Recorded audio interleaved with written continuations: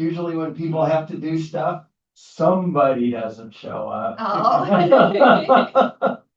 So yeah, that's kind of what I thought. So, all right, well, Tatiana, were you able to get on and do? Yeah, I was able to get on, but not to do. You didn't do it? Okay. But I asked for Chloe's help in Okay. the future. Yes, I'm gonna be We will assisting with collaborate. computer stuff. Sure, yeah, not a problem, not a problem. So maybe for next week, if you can kind of maybe figure out how to do it, Absolutely, for next week, and then yes. you can do it. I'll try to do several. I want to try to do my own house, so. Yeah, do your own house. I know Scott, he mentioned he has some questions, so maybe we'll go over it again. And we can, Yeah, just see how you do it. What how Open you it up guys are and doing it, but I just come every so often because you never learn too much. you need a brushing up, right? Well, yeah, you never know, and the market's changed somewhat It has. recently, you know. We'll talk about that in a second. So, Chloe It's a start. is my star. I think she's kind of a show off. Hey, just try hard. No, I'm teasing, yeah. So I did look over your CMA. And, you did all the adjustments correctly. Okay. And really, that's what I want. I don't care necessarily what numbers you use, and we do a range between like square footage range when we're doing that. An average house is anywhere from 55 to 70 or whatever it says in our book there. You don't have a book, but you have an adjustment sheet though, I think. I've had one, yeah. Yeah, I don't get you. normally do adjustments. Don't you? See, there's about half of them do adjustments, half of them If you have comps, you can get away with that. Right, but Otherwise, yeah. my thought is you have a comp that's, Yeah, 400 square feet bigger or smaller, you've got to adjust a little bit. well, So anyway, I want to make sure that you're not so much using the exact number, but use the same number throughout. So if you're going to use $60 a square foot, use $60 a square foot throughout. And if you're adding and subtracting your adjustments correctly, that's all I care about. And you did. You did it right. There it is. You came up with a price range of 251 to 262.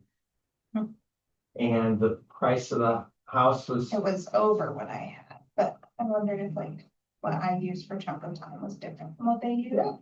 But I'd pull it up if you can. I can't remember.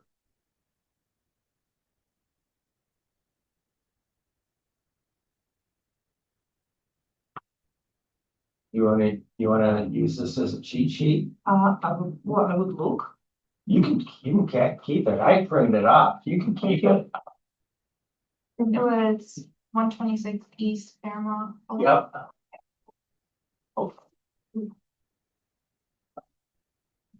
They have it at 264. So they have it 264. Okay. I actually just did it. At about 20 to 1, I go, oh crap, I was supposed to do CMA. So I did it. That just shows you how quick you can do it once you get used to doing it. I came up with 257 to 268.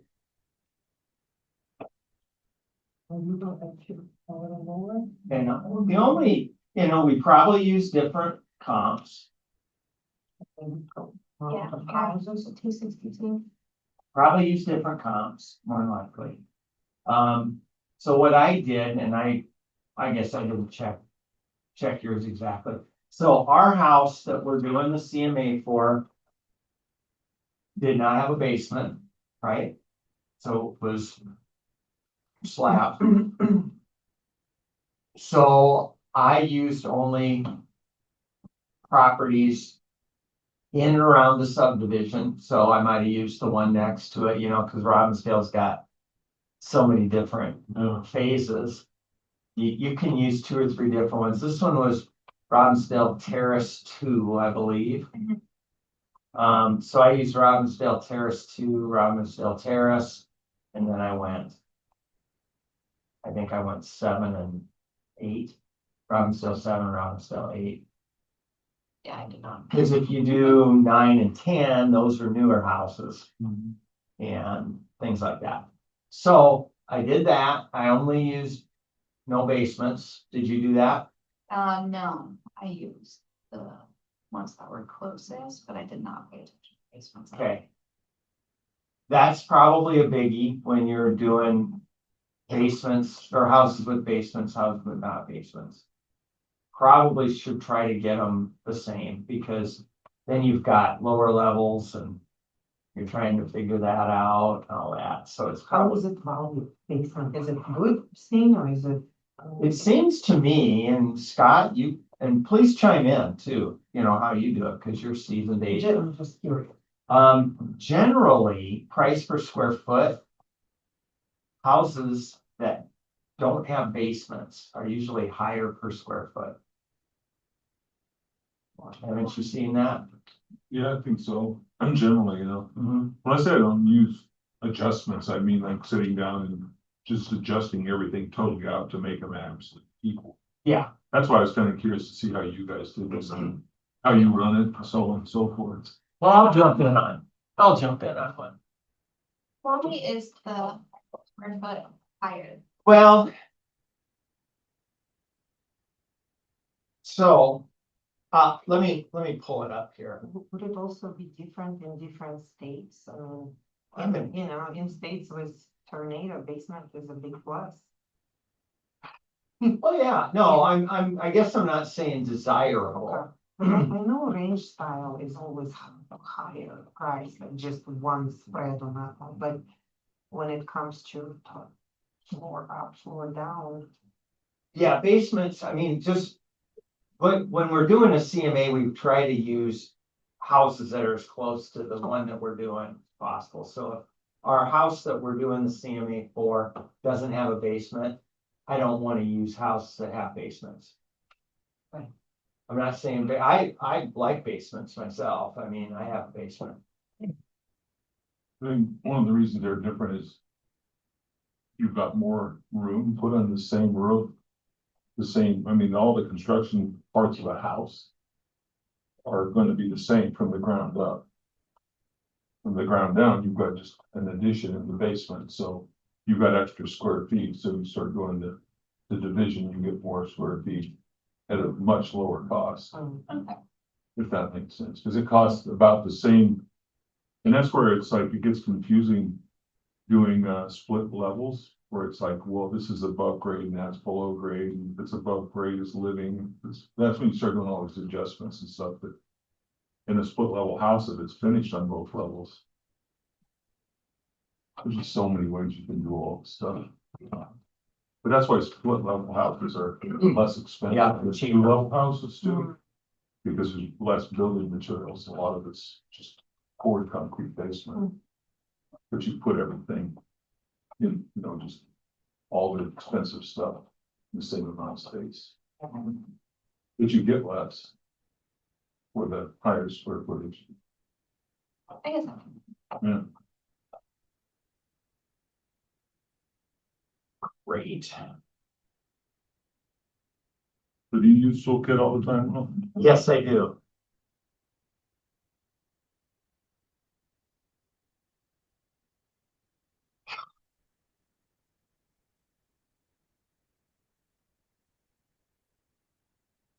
What do you use?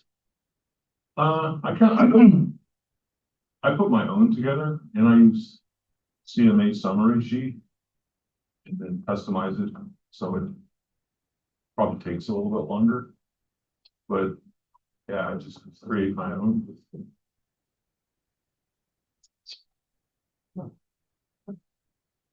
I've tried to do this toolkit, but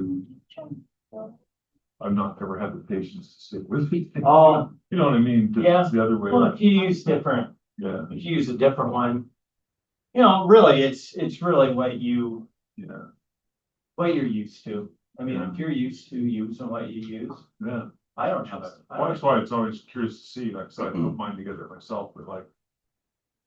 When the market starts changing from going up to going down, things get a lot more critical and get it exact. Right, and. What you could do, and I really haven't done it. But I am starting to see that. The prices are going down. And the houses that we're using as comps, you know, if you're using comps that are 3, 4 months old. They're still, some of those prices are still up there a little bit. So you might want to. Do a percentage factor in there, or something like that. You know? Cause if you do, you know, I do a general, generally I do a, like, I try to do 90 days. A 90-day, you're going back. If I don't have enough in the area that I looked at, I'll go back 6 months. Rarely do I go back 12 because that's a whole different market. Wouldn't you agree? For the most part, yeah, I had one in Box Elder that was closed not too long ago, but. Going back 6 months, almost nothing happened, but you went back a whole year, cause you got the military moving season. Yep. There were like 8 moved in one time, so. So maybe you do Something you have to adjust somehow. yeah, adjust a percentage of some sort, you know, and I'm not saying 10%, but Yeah, say you come up with your thing and then take it down 10%. yeah, You know, and explain it to your client, saying, you know, hey, it came up to. You know, I had to use older houses, but it came up to 268. You know, generally because those houses were a year old, I'm gonna adjust it down 10% because of that. yeah, And here's what it is. yeah. And people are probably gonna be a little receptive to it. All those are kind of old. This is my test. What did you wanna? Did you wanna see how a CMA? Well, I don't think, is this recorded from last time? Probably. So I'd be able to just watch it, so you know, if you don't mind, if there's nothing else to do, I would love to see it, you know, I didn't see it was part 2 until a little while ago. Well, no, that's fine. But yeah, just to see how you're doing, man, If you, I mean, you can get on the toolkit. yeah, I've been on it, yeah. Okay, so you can do it. These are usually the ones, what I do is I have. See here, maybe I got. No, I don't. You wanna take your phone and take pictures of this. These check boxes are Yeah, the pages that I use, so if you wanted to, and you probably have to do it in free. yeah, My toolkit says that account is missing. And contact, you know, it's an extra. Really? Okay, for me. I tried manually, I tried with a safe password from last week. And it just ain't the same. But it's okay, I'll watch what we do. I'll have to talk to Chris or something. on that. Okay. So you got that? yeah, I'm sorry. no problem. I don't put behind me, it's here. No, you're okay. Just, you guys already did it last week. That's okay. But that's good for me too. Yeah, I am not up to speed on that.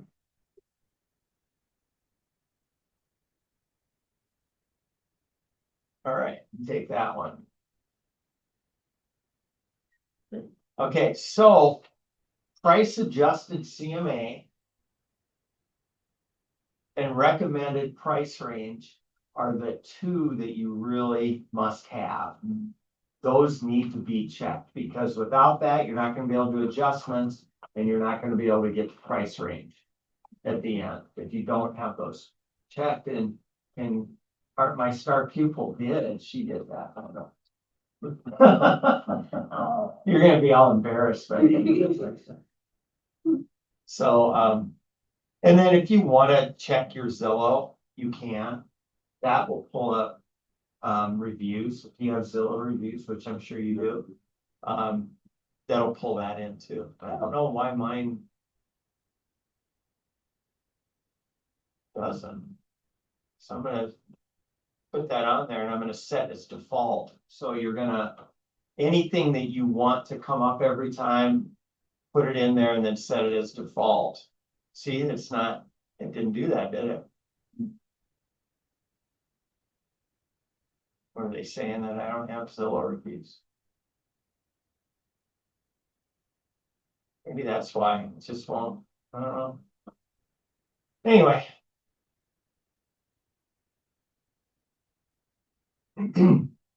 So when you hit next after you picked your pages that you want in your CMA, you hit next. And then you start filling this out. But what date you're doing the presentation? What's the name of your people? What address? So the street, the state, the zip, and then what name, you know.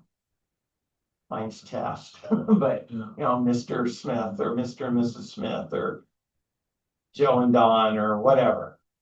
And then that fills in automatically and that does too.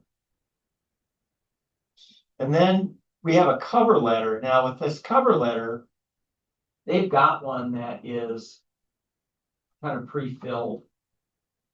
You're gonna want to go through it and change it so it doesn't, so it sounds better. If you left it, there's one that's pre-filled, but I usually change it. And it'll plug your name and all that in there because you gotta go in and do your settings. It'll put your name and any, accreditations that you've got, you know. Fire, you know, whatever the accreditations. I'm sure you probably got a whole arm length. Yeah, a bunch of them. We're education junkies. Yeah, just used. So I've got that, I've got all that on. Hey, speaking of that, speaking of education, let me stop a second. She's doing the big broker class, right? Yeah, next week she is, yeah. Oh, it's next week? Yeah, that's the next one, yeah. And then she got one later? I think there's one in November as well, yeah. So she's got two. Okay. I'm gonna take one of them, even though I've already taken it. Yeah. It doesn't matter, right? No, you know, she'll give you a discount too. Okay, And because I need some hours, and I figure, well. that's all 24, yeah. Oh, is it all of them? Yeah. Oh, perfect. Cause You know Mel Dreyer? yeah, Well, he was licensed for the longest time. He would just take that class every 2 years.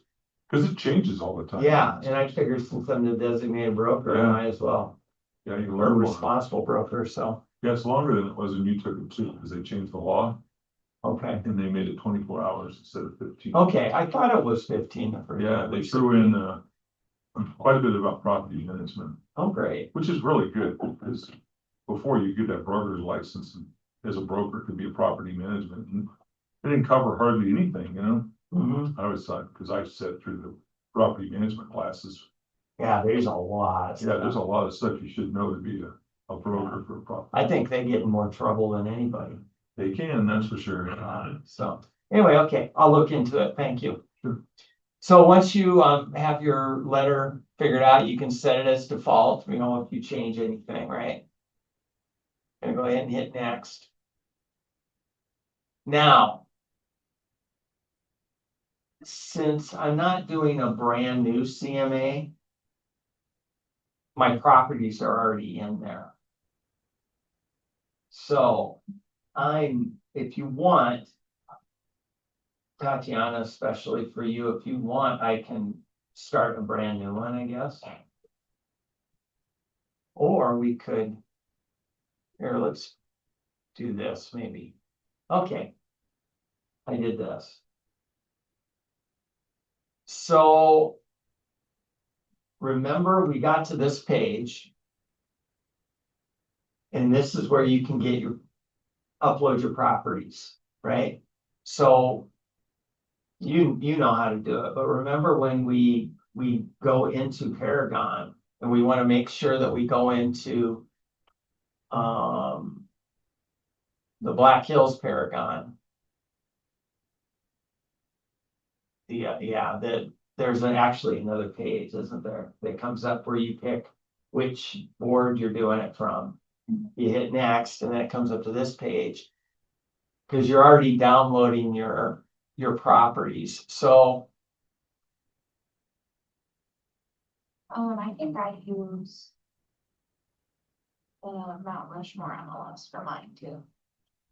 Yeah, that's fine, and but as long as you did Mount Rushmore, you pulled everything from Mount Rushmore. Yeah. You know what, that might be a little reason why you didn't have some of the same properties. Yeah, that's what I'm.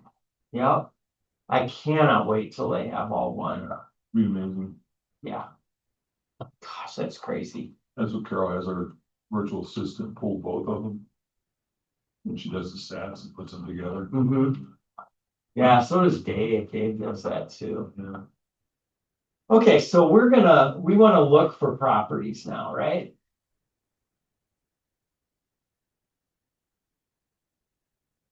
So we're gonna go through this 126 East Fairmont again, right? 126 East Fairmont was in Robbinsdale Terrace 2, right? So for this particular one, now you said you wanted to do a CMA? Yeah, I need to have it for Friday morning. What's the address? It's, I'd have to look it up. But it's just like that house there, very similar. Was it? Because we can do it if you wanted to No, do it's it. okay. So we're gonna look for what I usually do. Tatiana, if you wanna. We're in search, right? Criteria is what pops up first. And this is where you add in what you're looking for in a house. So if you are number one, looking for a property to show somebody, that's how you search. If you're looking for a property to do a CMA, this is how you search. You do it all in the same spot. So we're gonna look for an active. And why do we do actives? Competition. Show your competition. And then I only do actives. Do you do under contracts? I actually do it 3 different sheets. I mean, I customize all mine in a sense of, it seems like it takes longer, but it doesn't really, just, yeah. So I print out, I'll just like do a snippet of the under contract, because I used to do that, like the CMA, and I have to go in there and say, these are active, these are under contract. But I'll break out like actives, under contracts and sold and different, so they can just look at, See what's up. and like I said, that's a customized type of thing, but Yeah. I usually don't use under contracts and all that. Cause you can't adjust them on here anyway, yeah, you don't know what they are. and you don't know Yeah. if they took 20,000 less. You The know, only reason I put them in there too is because it's like, well, if there's 18 listings out there and 6 of them are under contract, yeah, that that shows shows something, what's yeah, happening. yeah. Yep, yeah, that's true. and that's really what it's for. Yep. So I just do the actives and I do all of the solds. Because there's different solds. So we work with both boards. And there's a lot of different headings for sold properties. If it's an inner office, if it's another board member, if it's the other board. We want to grab everything that's sold. So that's why I do all the solds. And I don't do under contracts, expireds, or any of that. Because then it gets too big as well. There gets too many properties. Okay, so I have all those up there. So what type of house are we looking for? Is it a single family home? Is it a townhome? You know, manufactured home?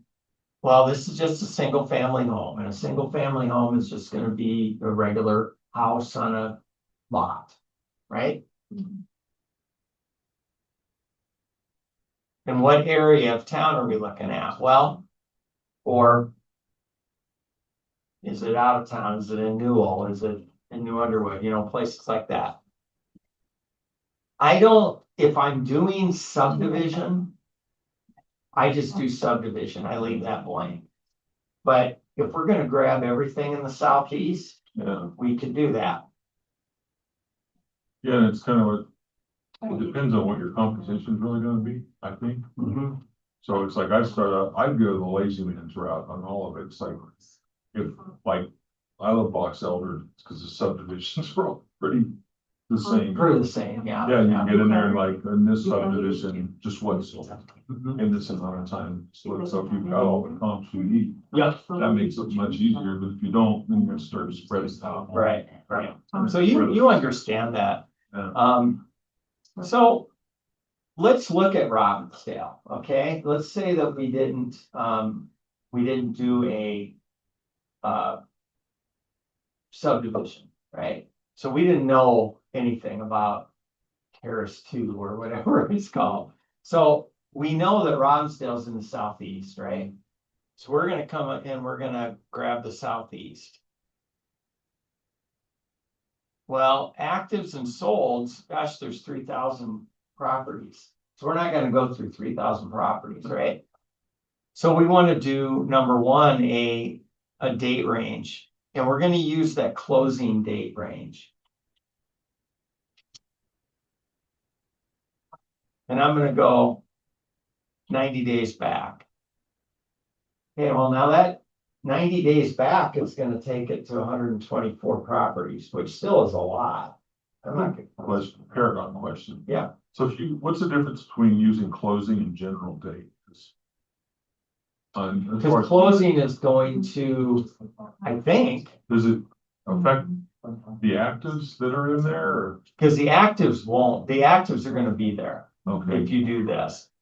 If you do general, I don't think it grabs the closing. I think it'll go all the close, not just. Let's see what it does, yeah, because one of them, because that's a good question. I So- thought I've So done not it. do 90 days to less? So what did that do? Because now there's only 74. they must not have pulled the actives probably, huh?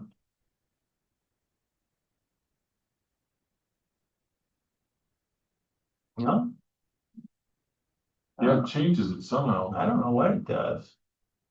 I've always done closed, so I'm gonna still do it. But that's a good question. I would have thought it would have been more, to be honest with you. But I usually go on the close date, general range. I'm gonna go 90 days back. We've got 124. Still a lot, okay? So we want to narrow it down a little bit more. So let's say our house is a 3-bedroom. This one's a 3-bed, 1-bath, right? So let's go in and we can narrow it down that way. We can say bedrooms.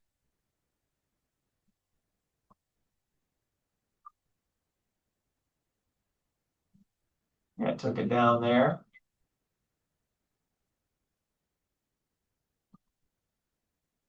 Now it took it down to 16. So 16 to me is manageable. So I'm gonna hit search.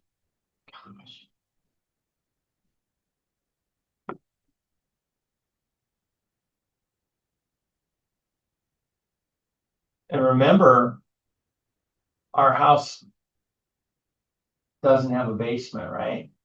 So what I'll do to separate that out, I'm gonna highlight them all. I'm gonna go up here to basement, and I'm gonna separate them by basement. What happened there? It's off to the right. Okay, Moved it on it did. So I'm gonna go ahead and get rid of all these that have basements, okay? So by doing that, I just deselect them. I didn't know you could do that. That way, works out. yeah, that's cool. And then I'm gonna hit checked. And that's gonna get rid of them. So you hit this checked up here and it'll get rid of everything that's not checked. So now we've got 9 properties, 4 of them are active. So that's just showing our competition, right? We're not gonna be able to use them as adjusting properties or anything. Now, maybe you can with the thing that you do, but why would you, I guess? Because you don't know if it's sold or not, right? You don't know. Well, you can, the way I use it, it's like, you're sitting down and talking to somebody, I'm a numbers guy. Mhm. And so I'm an engineering type thought process is how my stuff puts together, but it would say, hey, look, here's 8 properties, right? And, you know, 7 or 8 of them, or 6 of them are under contract. They've all fallen into this window to go under contract. So if you want to, the ceiling is here for what went under contract, you want to go in here. There's really looking like there's probably not a market for it. Or so you just kind of use it as, Mhm. hey, here's what's happening. You out can use there. it as your conversation piece. Yeah. Yeah. Well, Get it? this is a comparison, I guess we'd say, Mhm. just the numbers. I show people all this stuff that's down there. It's like, and so if you want to see the research on it, I'll show you. And I've never had anybody ask for it because when you lay it all out. Yeah. And some people Like just if you go to gloss over. CMA summary page where under reports. Oh, Or, yeah. It'd be further down. Under detail, oh, under CMA. Yeah. Summary kind of. if I click that, Yeah. It gives you a printout there that you can easily compare things to it, you know, and so when I go down. And like by getting rid of your basement, your square footage is all kind of falling into line there. yeah. Yeah, you just have a couple, because this one was 960. The one that we're doing the CMA on here is 960. And it's a quick snapshot of just the basic important features Yep. in days on market, list price. Right. Now, these are gonna be different than what we use because I did all of the southeast. I didn't do subdivisions, okay? And if you look up at the top there, it'll tell you. Just, you know, give you kind of average and median. So you said that's 262, Yep, about the median price for all that, so 262 to 276 yeah. Just a shotgun thing, without adjustments. yeah. So can you do adjustments on the Paragon one? I like this page and now you taught me something because I didn't know that was here. I didn't get to that. So you go over to reports and you go down to CMA and you go down to summary. Thank you. The problem you run into is if you do put under contracts, it just shows them all as after. So that's why I print a separate page. Oh, So gotcha. these are under contract, I'm gonna show after. So you just mark it all, but I know how to do PDF editing, all that, you know, Dropbox, flip boxes. Yeah, it's really a good, it's an easy to look at, just as a overall, like I said, you would do adjustments from there. Okay. Yeah, I like that. You know, that'd be even something you could print and you could put into you print it off and you can put it into your thing, because I usually put it in a little booklet, Yeah, take it to them. that's what we do too. And one of the reasons I do what I do is because a lot of people do the toolkit. So, Yeah, so you're a little different. yeah, Yeah. so it's just something. different. Yep, I totally agree, and I've thought of that many times, it's like, well, gosh, every KW agent's gonna have the same thing, that Yeah. was, so you wanna make yours a little different. Coldwell Banker uses them too. Oh, do they? Yeah, it's one of the big franchises, being at Carroll classes here at CE. There's a couple different places that use it besides us, so. And it's super It's easy, good, yeah. it's super easy to use. We were gonna go with Cloud, you heard of Cloud Mhm. CMA? We looked into that, Chris and I actually looked into that, and that is super sharp. After you do it, Mhm. you can go back into it. And it will, if there's new properties, it'll pull them in. Automatically, it'll take your criteria and automatically pull it in. So are you sticking with the toolkit Oh, or? yeah, cause it was pretty expensive. Oh, yeah, that makes sense. Yeah, it was like $3,000. What's this, $8 a month? Yeah, $8 a month, so it's, Amazing. yeah. So anyway, we've got our properties. We've got properties here. They don't have basements. They're all pretty close on square footage, right? They're all 3-bed, 1-bath. I didn't do garages, so there's, if we wanted to get crazy, we could take those out, but then it only leaves us with a few, and I like to have anywhere between 3 and 5 to compare. And in this case, we're gonna go ahead and leave it because I want to make sure we can do adjustments and stuff, right? So we're gonna export it. So we go up to the export, we hit favorite, custom export. And our toolkit is right there. We click that and select. Make sure it says primary on pictures. Because sometimes it'll come up and it'll say all. And it'll put all the pictures in there and then it'll never download. We'll make sure it's primary and then hit export. And it's gonna put it in your download as a zip file.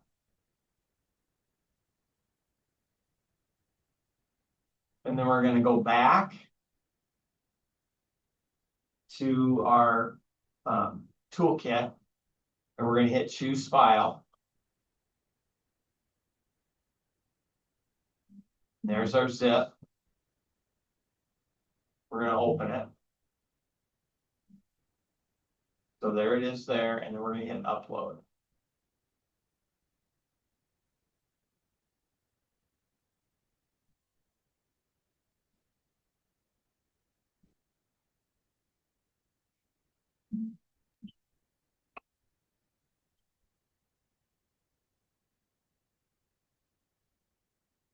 So remember, Why are some of them checked? Is it just? Well, sold? it's because I had other properties in there before, because I Oh, was editing this. so you check the ones you want. You can check the ones you want, and you can go back. If you finish your CMA and you look at the final numbers and you're like, that doesn't feel right. You can go back and take some out and then proceed. It'll take those out. And then it'll change your number at the end. Let's, I'm just gonna go next and see what happens, because well, here's all the active ones. So this is just gonna do solds here. Those are all actives. Let's go ahead and do them all.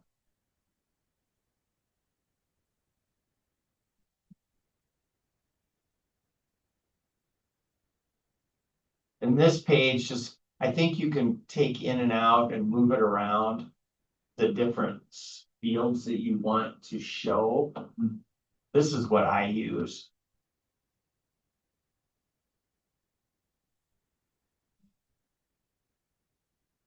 Okay, now we pulled in I already pulled in that. So I stole that picture. I didn't go take it. Which is okay, you can do that. That'd be dedication. Yeah. Yeah, it is, yeah. I didn't have time. So you fill in all the stuff about your property. You do that manually? Yeah.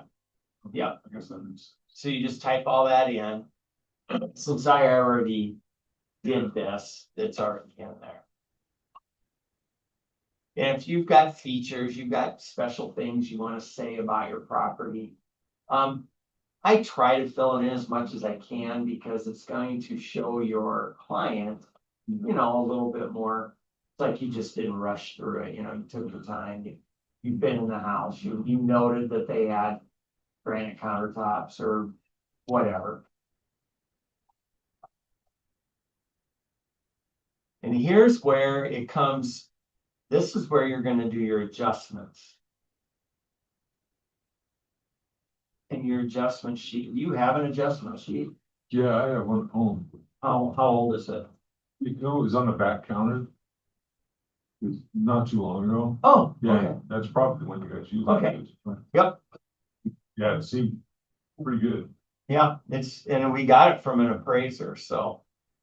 And I feel pretty confident with that. So on this price adjusted CMA, you're only gonna get the properties pulled in that are. Actually sold. It does not bring in all those active ones. The active ones will be included though in your printout. So it's gonna show all that.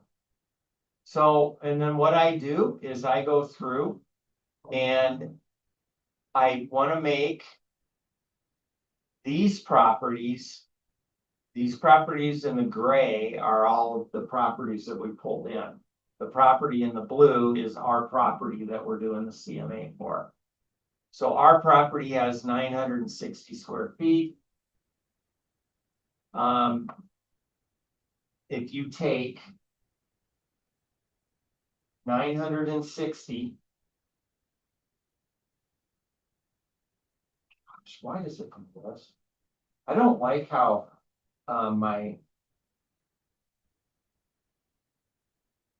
I can't pull it down. My, they do the updates on your phone. Yeah, I used to be able to just swipe down and your calculator come up. Now it's a bunch Swipe of, on the right side. you gotta come to the very edge, don't you? That just really makes me mad, so. I get mad easy, So what you wanna do is you wanna take the difference, right? So if you take 960, subtract 912. Right? And then I multiplied it by 60 because I use $60 a square foot. That's what I did. And I come up with 2880. Is that correct?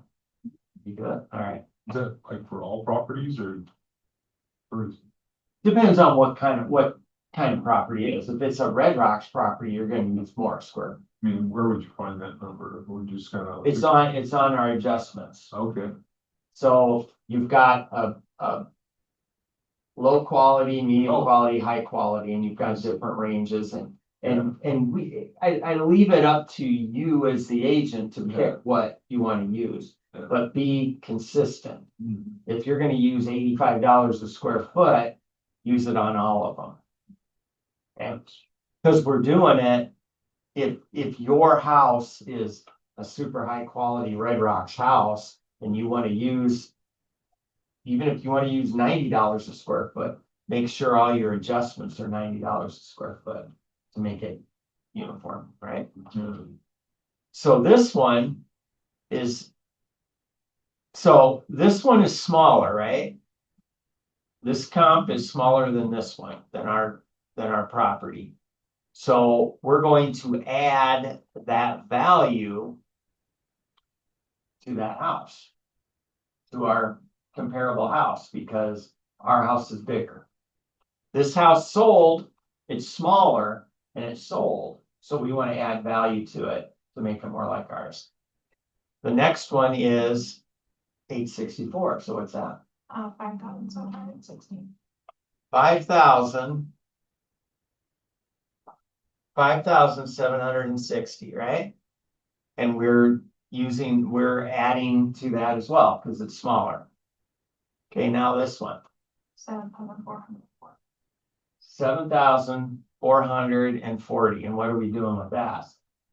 So we're subtracting that. Do you understand that, Tatiana? Why are we subtracting it? Yes, Why are we doing it? because it's a size difference. That one is bigger, so we That need one to is- make it smaller. There you go. That's the answer I'm looking for. So you subtract it, and what was it again? Let me find it again. Oh.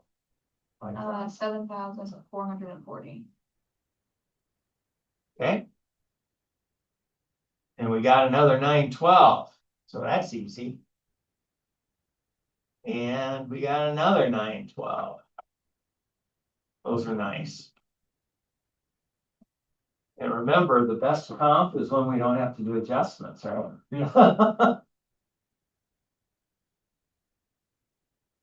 All right, so then I do bedrooms. So I do square footage. So this is what I do. Now, Scott, you might do something different.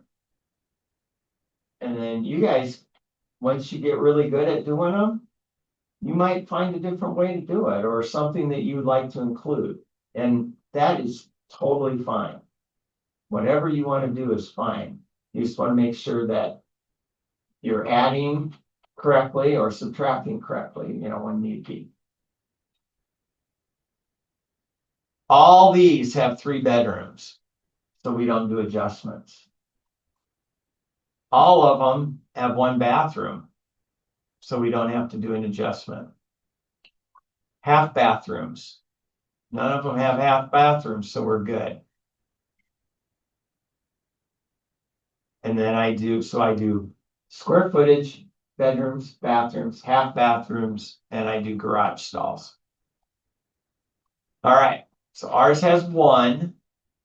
This one has 1, 1. Now this one has 0. No garage at all. So what do we have to do? We have to add, because ours has a garage. Now ours has a 1-car garage, so we want to make this one a 1-car garage too. So what does it say on 1-car garage?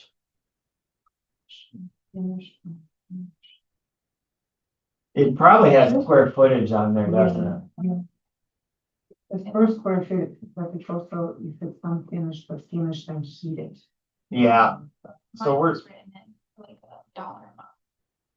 me too. That's what I did too, because the appraiser said I do square footage, but if you figure a 1-car garage, so let's see, he's saying, let's say an unfinished garage is $35 a square foot. So, a normal 1-stall garage is like a 16 by 23, right? So how much is that? 12,000. 12,000. So I just said $12,000. So I did $12,000 a stall. That's usually what I do. That's why I wrote 12,000 on there, because I don't want to be adding it up every time. And if you've got a bigger one, you can adjust it a little bit. If your garage that you're doing the comp on, or your house that you're trying to figure out the price, has got a really nice garage. Okay. Is there a big difference between attached and detached garage in a price? I don't. An appraiser will.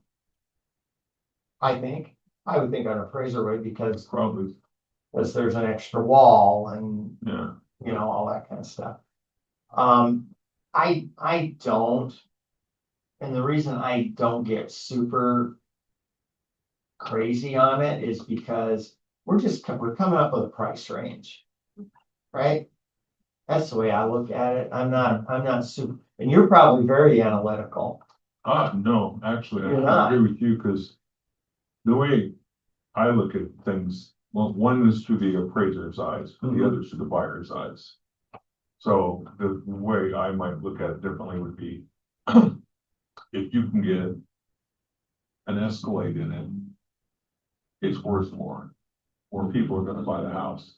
Yeah. If you can't, then less people will buy the house, so at that point, it may be worth, adjusting. They'll buy it, yeah. If it's a real big garage, you're gonna give them more money. Yeah, because there's people like, you go in there and like, well, this won't work, start first. Now, great question. Is an attached garage less than a detached garage? Because a detached garage is, like another wall and maybe a different roof line and all that kind of stuff. But the convenience, I don't know how many times I've shown a house and they don't like a detached garage because they can walk from the house to the garage, not have to go outside. So it's probably worth more to some people. So anyway, on this one, we're gonna say $12,000.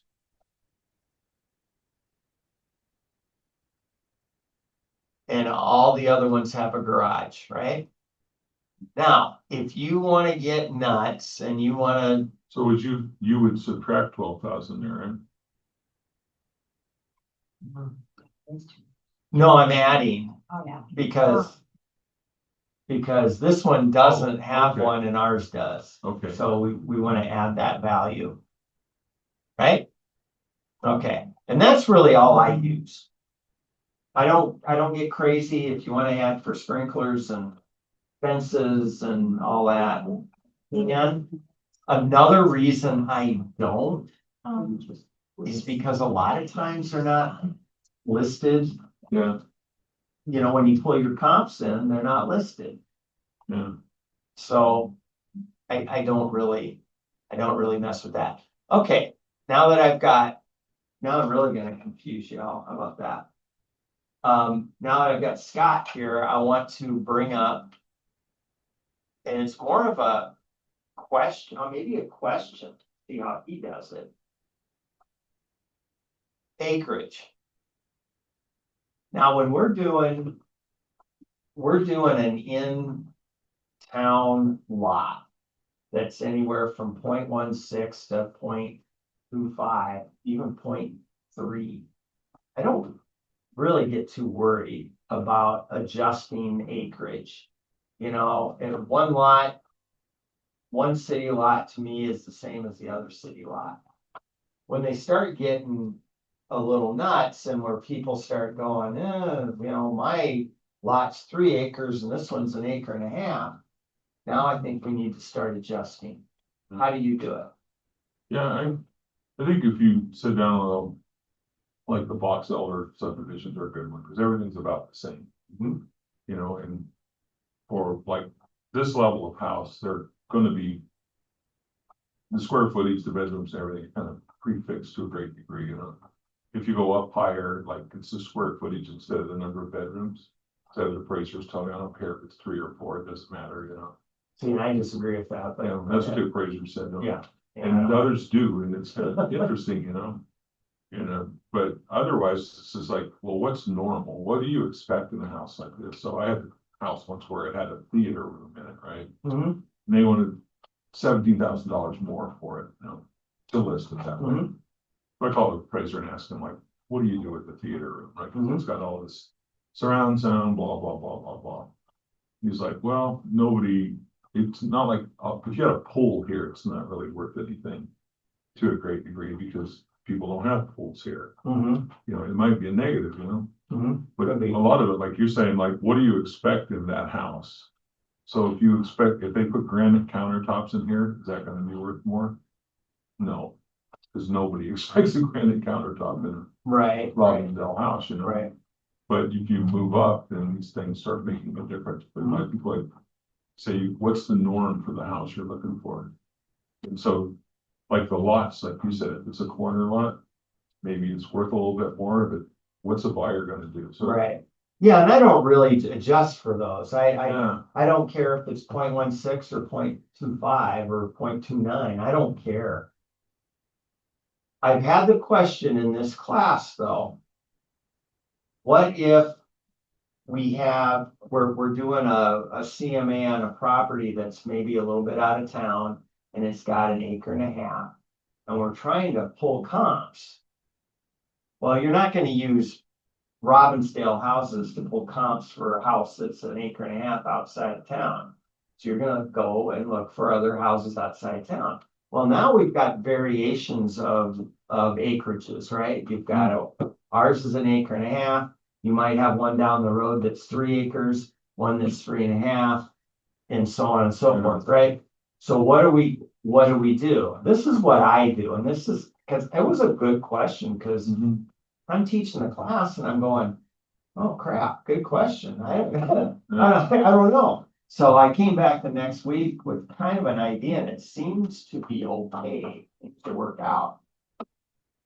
So what I do when we do acreages, I will take what the county says. So that, you know, how the county breaks it out, it'll say the land's worth this, the structure's worth this. So I'll take what they say on the land. And then I'll look up each property that I'm using as a comp. And I'm gonna see what the county says. Now, it takes a little longer. But I'm gonna see what the county says. And then I figure out the difference on those. And that's what I do. Yeah, and then you look at the outbuildings if there's a lot. Yep. And the outbuildings, they have outbuildings in here. They've got finished and non-finished and concrete. That's enough, so you just kind of figure out square footage and. I think the county, they put a value on it. And the county does too, yeah. You probably could use that. I don't think they're super far off, to be honest with They you. used to be kind of a little further off, but they're not anymore, so, They're saying that they're market value. yeah, I still don't 100% believe that, but yeah. Well, you know, I asked them, I went to a lot of trainings over time, and they're always saying that, but it'd be like 85% of value. To what I kind of saw for a normal house. So I finally went in and asked, like, how far back do you guys go? Oh, we go back 2 years. Well, yeah, with 2 years worth of data, you probably are right on, you know, but like, who uses that? So that's just for the assessment, but for a sale, you're at 6 months. Yeah, the assessment, they're saying the assessment's supposed to be market. Yeah, And so what I do, so that kind of talks about what we do, how do we check our work, yeah, right? Because let's say that Chloe, I'll pick on you on a bad way now, how about that? Let's just say that you do the CMA and you made a mistake and you added when you should have subtracted. You know, it's easy to do. And you go ahead and do your CMA, and at the end, instead of it saying 100 or 255 or whatever it was 280. And you're going, well, gosh, I didn't think it was gonna be 280. I checked my work and I'm gonna go and I'm gonna look at the county, see what that county has for a value. Yeah, and you can even look at Zillow if you wanted to. Just as long as we're be close in a range. So if you look at the county, and the county might have it at 252. And now you know you're wrong, right? Well, gosh, the county's not that far off, I would think. So now you're gonna look at it again, and you're gonna say, oh, you know what, here's what I did. And you fix it. You go back and it'll adjust it, and now you're in that range. So I always look at the county assessed value. And I will take it and divide it by 0.9. Okay, so if we went to the county, I'm really I'm gonna make myself look stupid here. Which is okay, right? So I'm gonna go ahead and hit next. And now I came up with because I did all my adjustments, I hit next, I'm gonna come up with a range of 244 to 254. So that's what that came up with. And what did I come up with before? 257 to 268. What was yours? 262. 251 to 262. So it's a little bit different. Because maybe we used lower price comps because they were spread out a little bit. Because we didn't do that right in the subdivision, right? So it makes a difference. So let's say we're gonna check. We're gonna check the county site. So do you remember what it is?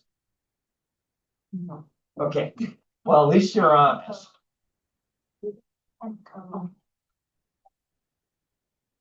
So we're gonna look at penco.org.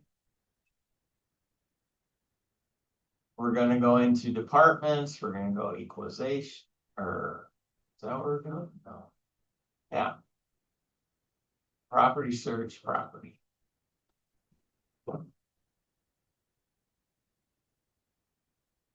What was it, 126 East Fairmount?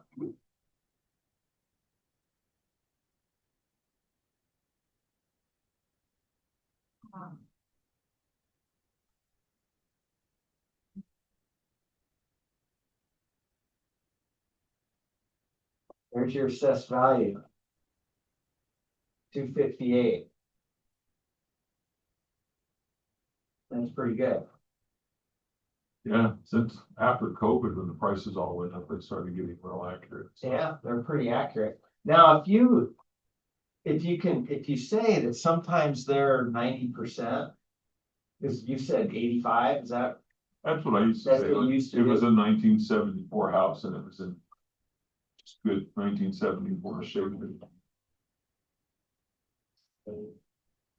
You know, and like at 100, yeah, I had a ratio, I think, it just, I see. it was in great shape, like 1.1 or 1.15. It's just, yeah, but, yeah. But now they've changed a lot. It's They're all pretty brand- good. So we're gonna say 258 too. And if you divide that by 0.9, this is 286. And that's too high. Yeah, So I think they're kind of I on, do too. I think they must have changed how far back they go yeah. because, yeah, they're pretty accurate. Sometimes they're higher. Sometimes they are, and so, I mean, it just depends on where they get to it, you know? Some of those houses on the north side, they kind of forget about sometimes. Yeah. But anyway, if you check your assessed value and you're in that range, I'd be pretty happy with that. So now you've taken this. You meet with your clients, you meet with Sherry Peterson and you sit down with her and you say, all right, well, here's what I come up with the price range of your house. Anywhere from 257.8 to 268.3. That's what I came up with. Here's how I came up with that. How would you like to list your house? Or what would you like to list your house at? Now, I'll pick on Scott. Scott, what happens if you walk into that house? Let's say it's the first time you've ever been in it, because you got a call for a Fairmont house, a slab Fairmont house, and you know what they're like, right? So you're gonna do a CMA beforehand, most likely. And then when you show up, you're gonna sit down because you're gonna already have something in your hand to give to your client, right? Or your potential client. You walk in and the house is awesome. It's all redone. It's got new flooring, it's got new kitchen, it's got granite countertop. And you sit down with your 257 to 268. And your client says, oh, well, gosh, Scott, I was hoping we'd get at least 275 for it. What do you say?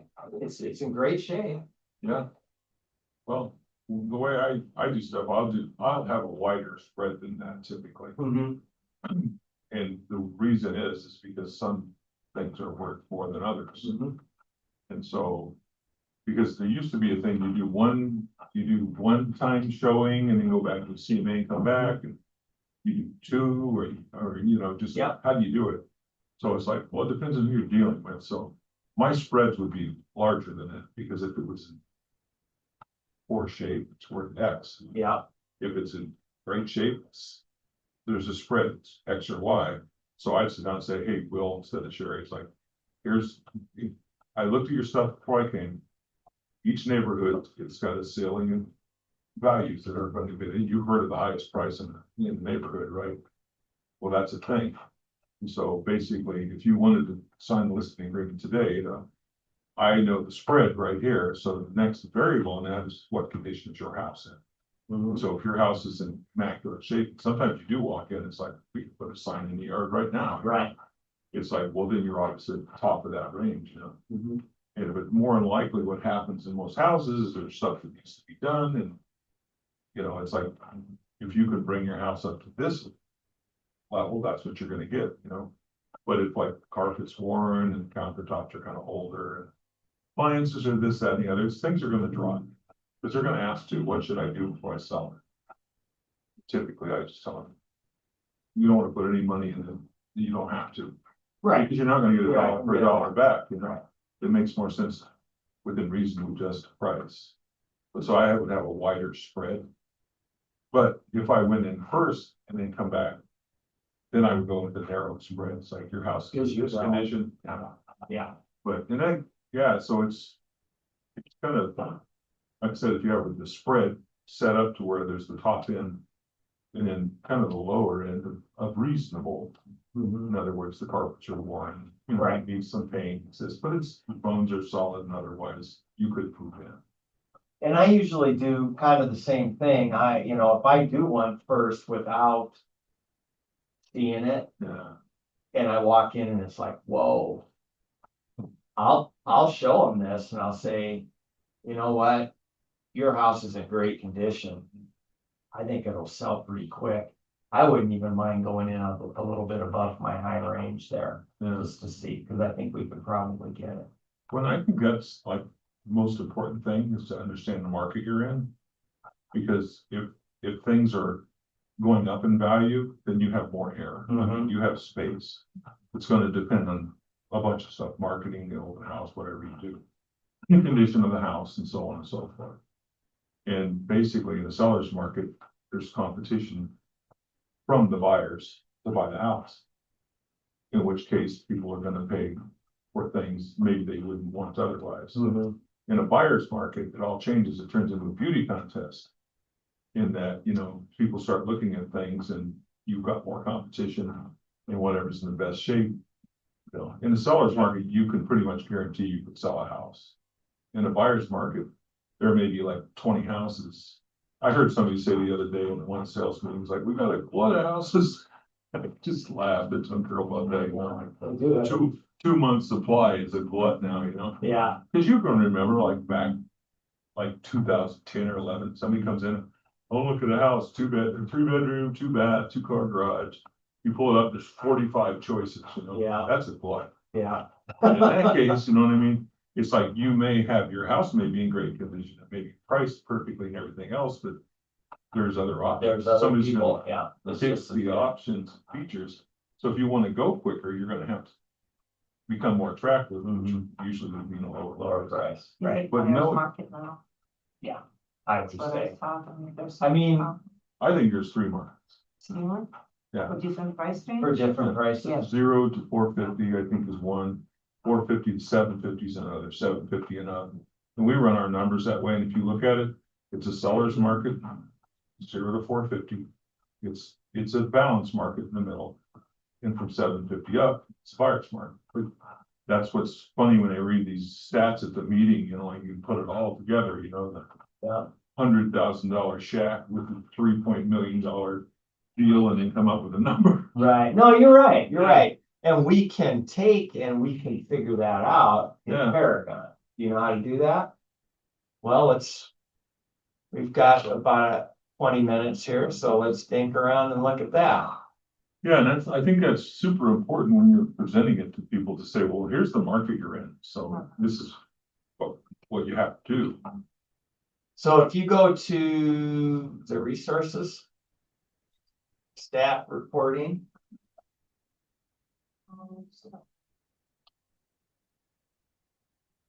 And over here on the side, market stats. Is that what you grab? Market stats? How do you The do one it? I laugh at. How do you do it? We do it just by actually getting into the MLS, looking at downloading the numbers, and our Oh. virtual assistant does a lot of it. Okay, But actually just running the stats, and Carol's got something called Focus First, which actually can pull from both boards, oh, okay. and then, Well, yeah, you're probably a little more up to date. So what I have done, I think you can kind of do the same thing if you go 0 to 450, right? Yeah. Is that what you said? yeah, So you can go 0 to 450 and you want to go,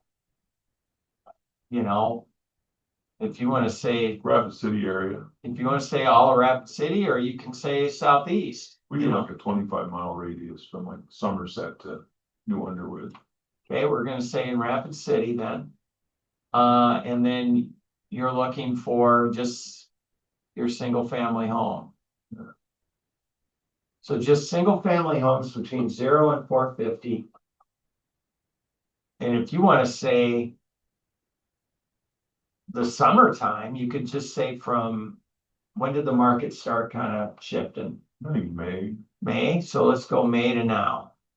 So May to August, in Rapid City from 0 to 450, single family homes.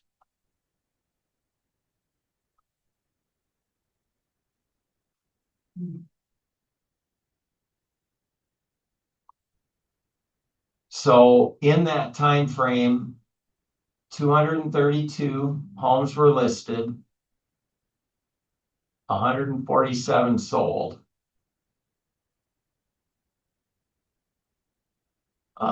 Sale to list price, 98%. I think that I've not seen this, so that's pretty cool. Oh, yeah. See, now I taught you something. Yeah. So now I'm up 2-1, right? Yeah, well, I don't know about that. Maybe 1-1. No, I taught you something else. And you Okay. said, oh, yeah. Yeah. And then you Oh, yeah. taught me the other thing. So it's gonna break it down. And it's gonna tell you how many days on market. Now that's average. Mhm. How many of those expired? So 4% of them expired. So 10 of them expired. So 10 of the 232 went all the way through and didn't sell and they just expired. Now, I don't know, I guess it doesn't show if they relisted or not. No. I suppose if 10 of those relisted, then that skews that number a little bit. Yeah, But it shows the average list price was 309 and the average sale price was 299.9. Oh, no, I'm sorry. I'm looking at average median. yeah, and that's just our taking a look at how probably buyers look at things. Up to 450, it's seems to me like it just kind of changes about that. Getting loans and things like that. So and I might need a refresher on this. So if you want to see how many months of inventory you have in that, how do you do that? You take the number of active listings that are available right now, let's say for 6 months or 3 months, whatever you want, and then you divide it by the number of solds. So that's where you saying it's a glut, there's in that 0 to 450 is like about a 2.5 month rate. So, and according to NAR, what they say is 4 to 6 months is a balanced market. 0 to 4 is sellers and 6 and above is buyers. So if we took, and we're kind of getting off of our CMA here, but if we took the current active of 170 and 147 sold. Now, Yeah, that'd be like a little over a month's inventory.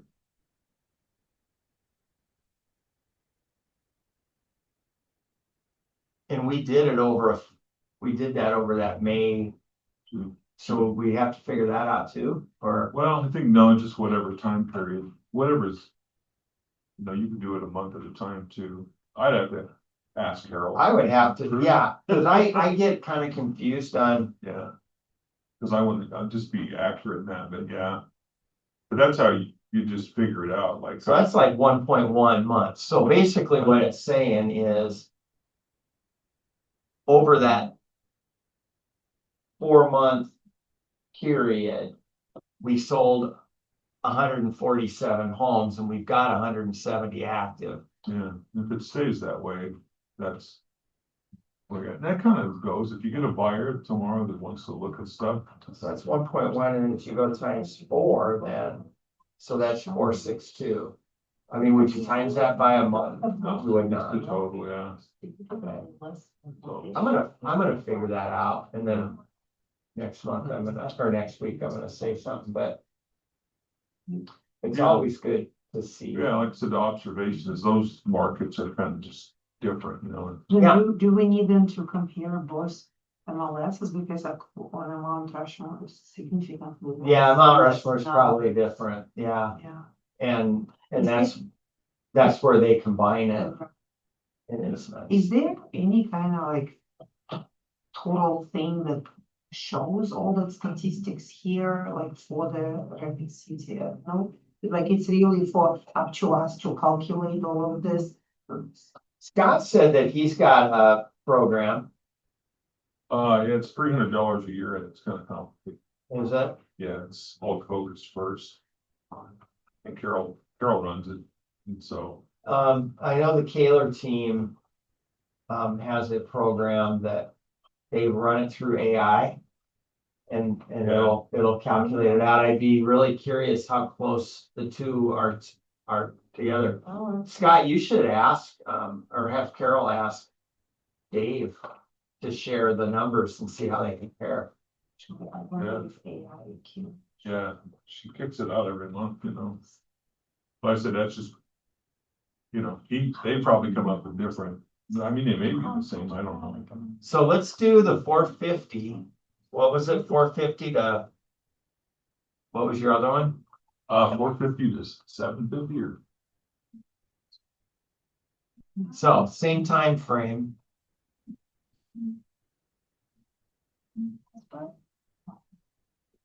So instead of 170, now there's only 70 active. 51 sold, 51 sold, 78 listed over that time. but it's still moving pretty quick. It is moving pretty quick. Days on market 38. Or this one here, days on market 69 for the active homes.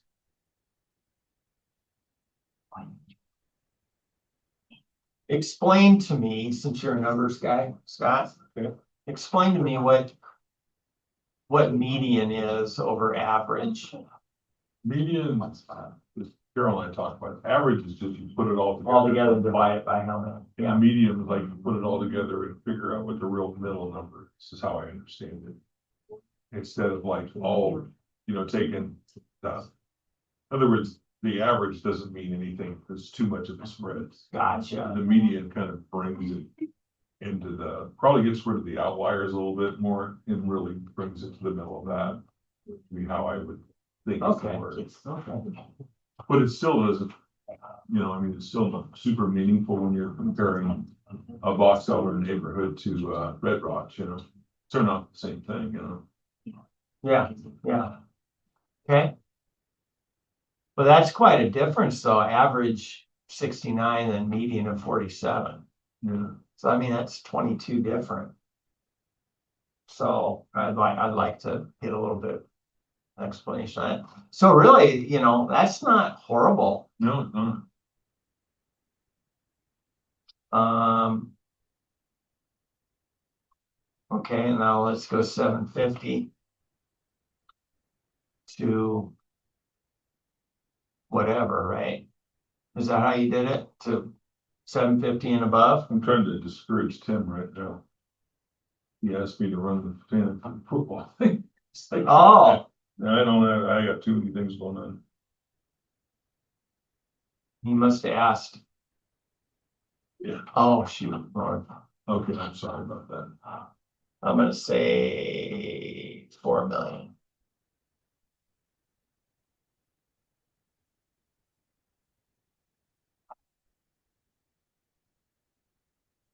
So 31 of the other group, 31 are active, 91 average days on the market. 27 were listed, 13 sold, so half. So 48% sold. Yeah, and that's still not bad, but again, calling it a buyer's markets, you know. Even if that's not bad. The ones that have sold though, 18 days on market.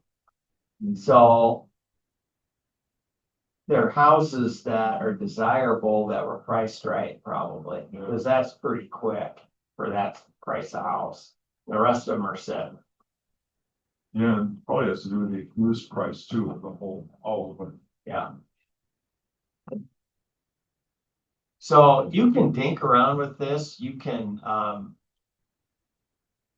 instead of just saying Rapid City, So let's say we're doing Robbinsdale. Okay? We're doing this house for this person, Robbinsdale. And we can go to, we'll just say 200,000 to, let's say 275, because that's within their range, right? Still a single family house. We can go southeast. And we could do all year. We could just say, okay, this year, Mr. Seller, this year in the southeast part of town, in your price range, there's currently 23 active homes in your price range in the southeast part of town. 58 homes have listed, 37 of them have sold. This year, average 31 days on market. Now, the average of the homes that are active is 58. So what does that tell you? The houses that have sold, the average is 31. The ones that are still active is 58. So that tells you what, maybe. I mean, there's no really right or wrong answer, but what could that tell you? Markets adjusted in the 8 months that we pulled from. It's overpriced or poor condition. Overpriced or poor condition, you know? Maybe there might be a two or three cruddy houses that are pulling that average, right? Most likely. Yeah. So the importance, Mr. Seller, of having your house ready to go when we list it is key. Because you don't want to be in that 58, you want to be in that 31. You can, that's how you tell it. I mean, Scott might use different language, but that's kind of what I tell him. I said, we want to be the best $270,000 house on the market. We want to be the best we can be, so we sell a house first. Right? But you can print that out and take that to your client and show them when you do your CMA. All right, here's our range. I pulled a range from 200 to 275 all year in our area in the southeast part of Rapid City. I mean, here are the stats. The houses are selling at 97% of list price. So if we list it at 270, what is 97% of that? That's probably what you're going to end up at. So don't be mad when somebody comes in less than asking. Not show them that, right? Make sense? Okay. Did that help you out a little bit? That's interesting, looking at the list price of the unsold. The median is higher than. That's about the same as the median for sold. That's just a little bit higher. Yeah, why? It's hard to say. Not significantly higher. I mean, this up here, the average list price is 250 and the median is 249.9. So I mean, that is like almost the same. So basically, the average price or the median price of a house in our area is 250,000. And we're at between 257, 268 on this one. So you're maybe a little high, but we don't know what those other houses are like, right? Especially if they're current and they're longer days on market, they might not be as in good shape. That's where that CMA summary is really good, because you can look at all the symbols and stuff, and you'll have the square feet, the features, garage, and this, that, and the other, and just a really quick snapshot. The most important thing, I guess the most important feature, you know. Doesn't do anything for condition or anything. Right. Right. Okay, Thank you. yeah. Now I don't know how to get out of this.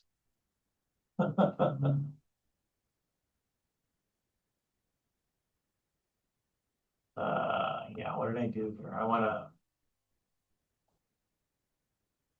know what I'm doing. No wonder you're in management, right? Yep, that's exactly right. I don't know what I used I'm to hear doing. all of them. I don't know what I'm doing, and qualify for management. Oh, I don't want to share it anymore, so I stopped that. I guess I'm done then. Yeah. All right.